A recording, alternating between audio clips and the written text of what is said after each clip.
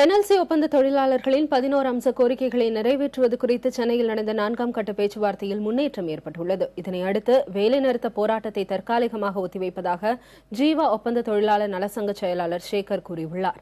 ஒப்பந்த தொழிலாளர்களுக்கு பஞ்சப்படி அளித்ததற்கான சான்று ஆவணங்களை வரும் 23ஆம் தேதிக்குள் தாக்கல் செய்யுமாறு என்எல்சி நிர்வாகத்திற்கு சம்மன் அனுப்ப மத்திய தொழிலாளர் நலத்துறை ஆணையம் ஒப்புக் அவர் தெரிவித்துள்ளார்.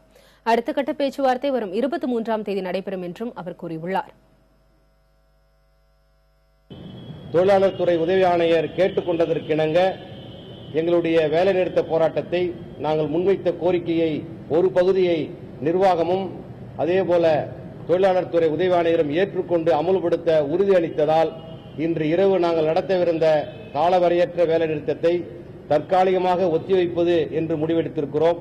வருகிற 23ஆம் தேதி நடக்கவிருக்கிற பேச்சுவார்த்தையை தொடர்ந்து எங்களுடைய போராட்டத்தை நாங்கள் தீவிரப்படுத்துவதற்கு முடிவு செய்திருக்கிறோம் என்பதை நாங்கள் தெரிவித்துக் கொள்கிறோம்.